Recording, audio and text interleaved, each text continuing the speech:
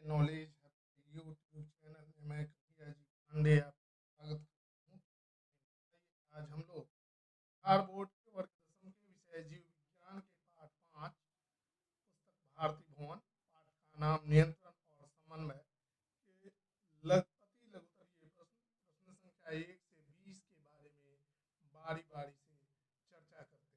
तो स्टूडेंट, आज का हमारा पहला सवाल है कि पौधों में शारीरिक कार्यों का नियंत्रण किस विधि के द्वारा होता है। तो स्टूडेंट, इसका उत्तर होगा पौधों में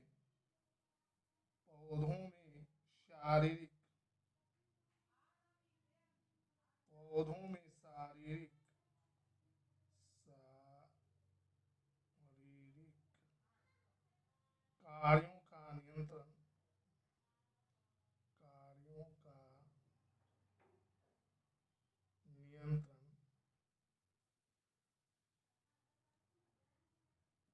और रासायनिक विधि द्वारा होता है। नियंत्रण नियंत्रण और रासायनिक विधि के द्वारा होता है।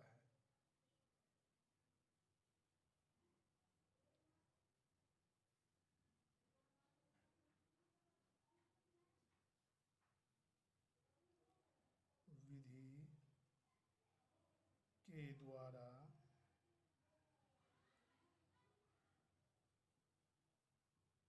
होता है।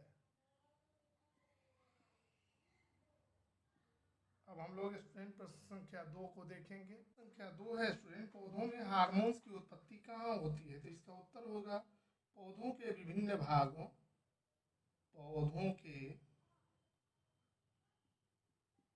विभिन्न भागों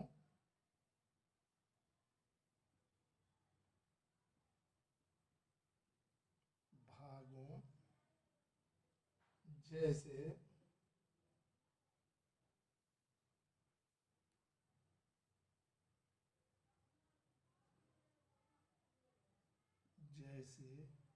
स्तंभ शीर्ष,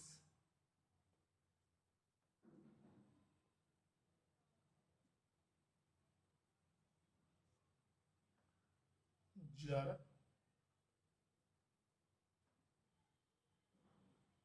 भ्रूणपोष,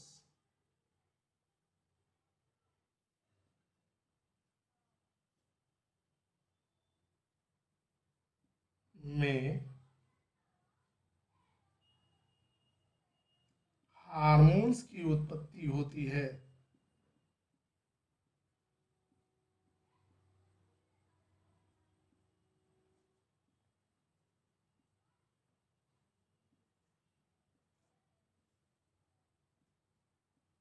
हमारा तीसरा प्रश्न है स्टूडेंट, दो पादप वृद्धि पदार्थों के नाम लिखें। दो पादप वृद्धि वर्धक पदार्थ का नाम है, एक का नाम है ऑक्सीन और दूसरे का नाम है जिबेरेलिन्स।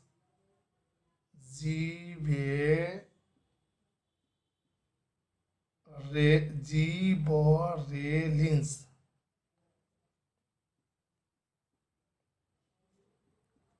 स्टूडेंट, हम लोग प्रश्न संख्या 4 को देखेंगे। हमारा प्रश्न संख्या 4 है, पादप वृद्धि रोधक हार्मोन का नाम लिखिए। तो जैसा कि स्टूडेंट हम लोग जानते हैं कि पौधों में वृद्धि को रोकने के लिए जो हार्मोन कार्यरत होता है उसको एब्सिसिक एसिड कहते हैं। Abscisic acid.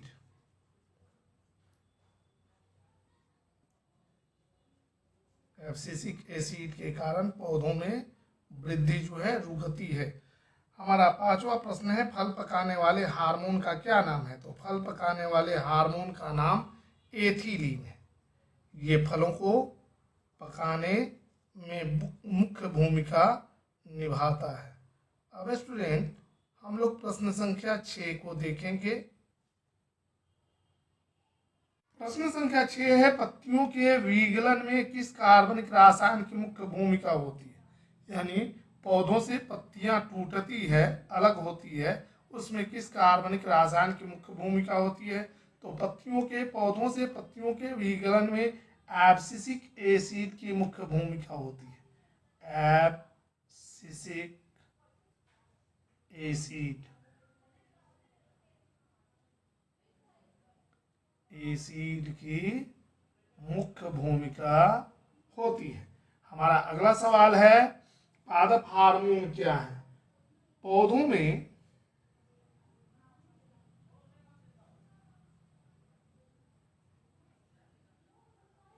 जैविक क्रियाओं के बीच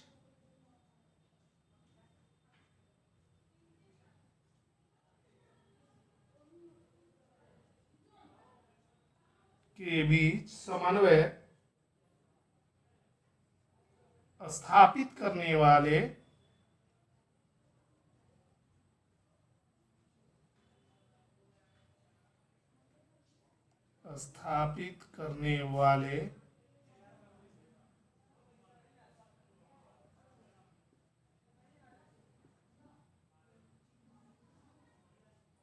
रासायनिक पदार्थों को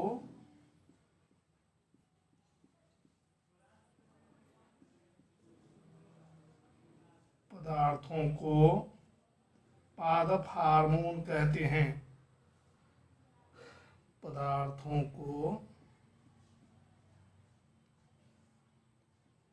पादप हार्मोन कहते हैं।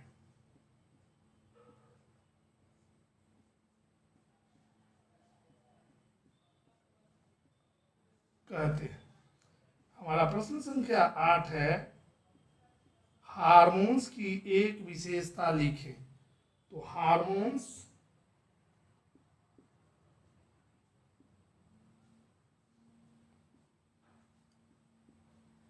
अंतःस्रावी ग्रंथियों के द्वारा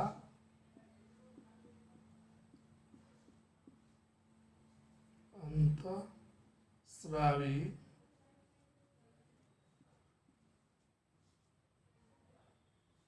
ग्रंथियों के द्वारा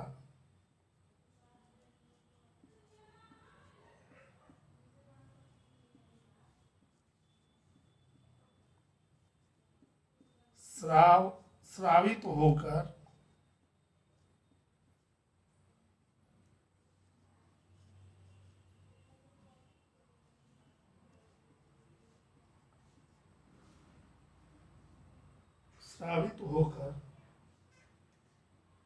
एक स्थान से दूसरे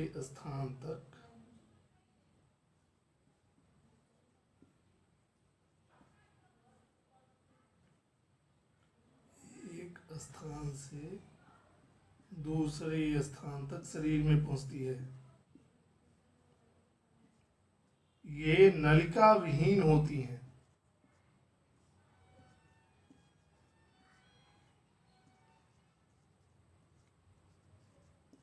चाहे यहीं पर नलिका विहीन अंतःस्रावी लिख देंगे, नलिका विहीन।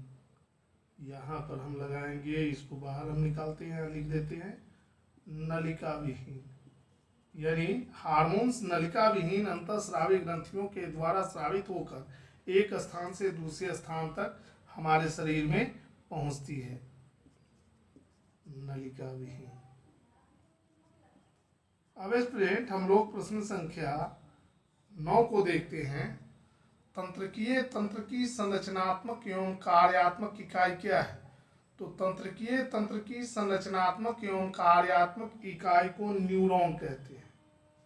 क्या कहते हैं? न्यूरॉन। हमारा अगला सवाल है प्रश्न संख्या 10, मनुष्य के तंत्रिका तंत्र के 3 प्रमुख भागों के नाम लिखें। तो स्टूडेंट, मनुष्य के तंत्रिका तंत्र के 3 प्रमुख भाग हैं। एक को कहते हैं केंद्रीय तंत्रिका तंत्र, केंद्रीय तंत्रिका तंत्र।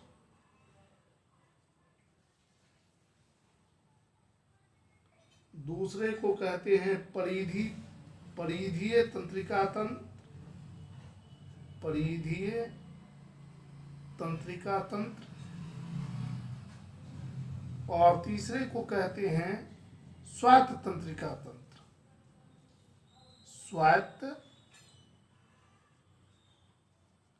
तंत्रिका तंत्र। अब स्टूडेंट हम लोग प्रश्न संख्या 11 को देखेंगे।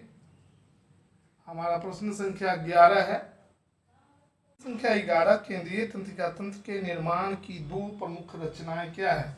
तो केंद्रीय तंत्रिका तंत्र के निर्माण की दो प्रमुख रचनाएं स्टूडेंट जो है, एक मस्तिष्क और दूसरा जो है वह हमारा स्पाइनल कॉर्ड यानी मेरु रज्जु है। मस्तिष्क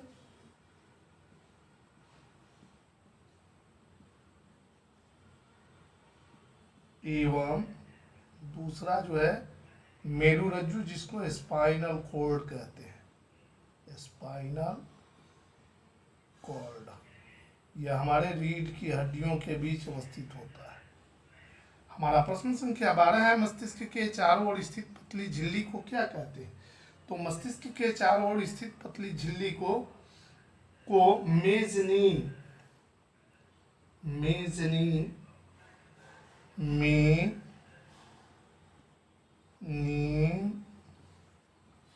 जीज कहते हैं। मीनिंजीज, फिर से इसको लिखते हैं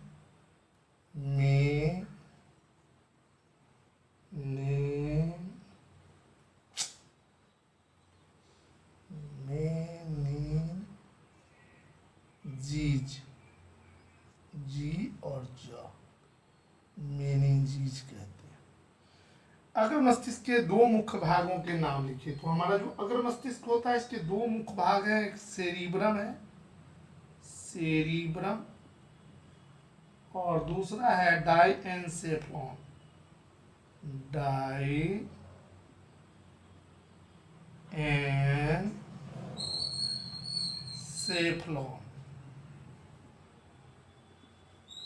अब स्टूडेंट हम लोग प्रश्न संख्या 14 को देखेंगे। हमारा प्रश्न संख्या 14 है, मस्तिष्क में बुद्धि एवं चतुराई का केंद्र क्या है? तो मस्तिष्क में बुद्धि एवं चतुराई का केंद्र जो है सेरिब्रम को कहा जाता है। अग्र मस्तिष्क का, मस्तिष्क में बुद्धि एवं चतुराई का केंद्र, हमारे मस्तिष्क के तीन भाग हैं, अग्र मस्तिष्क, मध्य मस्तिष्क और पश्च मस्तिष्क। तो अग्र मस्तिष्क का सेरिब्रम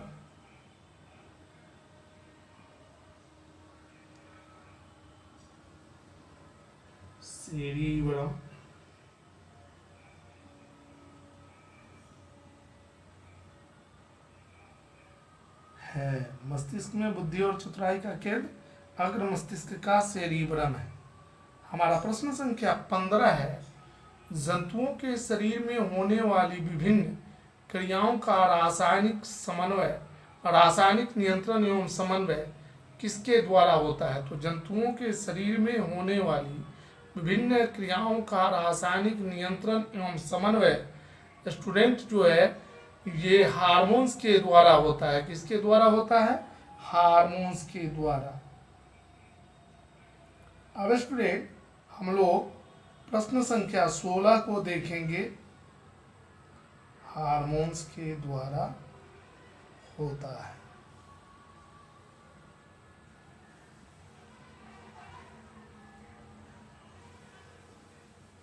प्रश्न संख्या 16, प्रश्न संख्या 16 है, मनुष्य के शरीर में पाई जाने वाली 3 अंतःस्रावी ग्रंथियों के नाम लिखे। ऐसे स्टूडेंट मानव के शरीर में 6 अंतःस्रावी ग्रंथियां पाई जाती है, जिसमें पिट्यूटरी ग्लैंड है जिसको पीयूष ग्रंथि कहते हैं, थायराइड ग्रंथि है, पाराथायराइड ग्रंथि है, एड्रीनल ग्रंथि है, अग्नाशय की लैंगरहैंस की द्वीपिकाएं हैं और जनन ग्रंथियां हैं।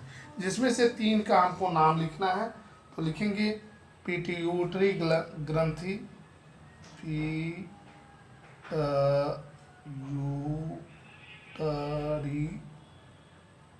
ग्रंथि, इसको पीयूष ग्रंथि भी कहा जाता है, पौरुष ग्रंथि भी कहा जाता है। दूसरा है थायराइड ग्रंथि, थायराइड ग्रंथि से थायरोक्सिन नामक हार्मोन, थायराइड ग्रंथि। और तीसरा है एड्रीनल ग्रंथि, एड्रीनल ग्रंथि। एड्रीनल ग्रंथि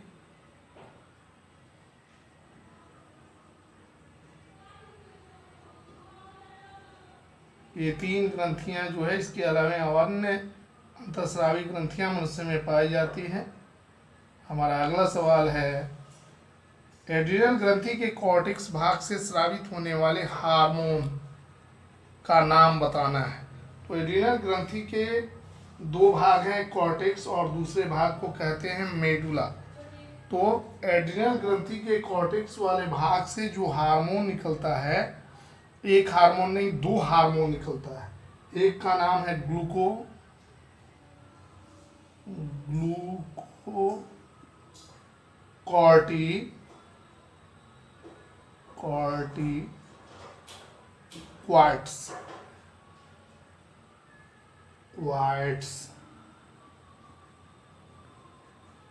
और दूसरे का नाम है मिनरलोकॉर्टिकॉइड्स। ग्लूकोकॉर्टिकॉइड्स और मिनरलोकॉर्टिकॉइड्स। हमारा प्रश्न संख्या 18 है, थायरोक्सिन हार्मोन किसके द्वारा स्रावित होता है? तो थायरोक्सिन हार्मोन थायराइड ग्रंथि के द्वारा स्रावित होता है। ग्रंथि के द्वारा स्रावित होता है। हमारा प्रश्न संख्या 19 है स्टूडेंट, वृषण द्वारा स्रावित होने वाले हार्मोन का नाम क्या है? तो हमारे वृषण के द्वारा जो हार्मोन निकलता है उसका नाम है टेस्टोस्टेरोन।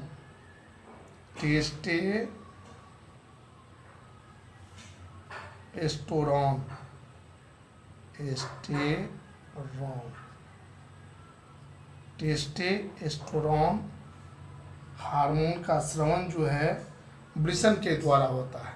हमारा अति लघुत्तरीय प्रश्न का अंतिम प्रश्न है आज का 20 नंबर, रक्त में उपस्थित ग्लूकोज की मात्रा को नियंत्रित करने वाला हार्मोन किस ग्रंथि के द्वारा स्रावित होता है? तो रक्त में उपस्थित ग्लूकोज की मात्रा को नियंत्रित करने वाला हार्मोन जो है पैंक्रियाज यानी अग्नाशय के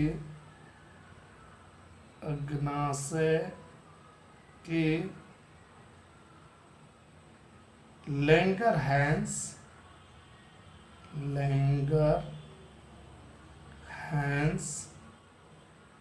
की द्वीपकाएं के द्वारा स्रावित होता है और इस हार्मोन का नाम है इंसुलिन।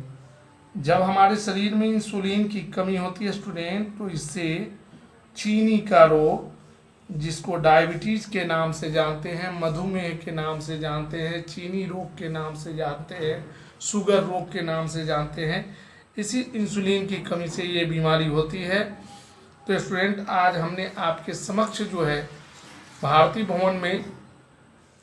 भवन पुस्तक से बिहार बोर्ड के वर्ग 10 के पाठ 5 नियंत्रण एवं समन्वय के सभी अति लघुत्तरीय प्रश्नों के उत्तर देने का और उन प्रश्नों के तथ्यात्मक एवं विश्लेषणात्मक उत्तर देने का प्रयास किया। अगर आपको हमारा वीडियो अच्छा लगे तो आप हमारे वीडियो को लाइक करें, शेयर करें, सब्सक्राइब करें तथा हमारे YouTube channel KJ knowledge hub को सब्सक्राइब करें।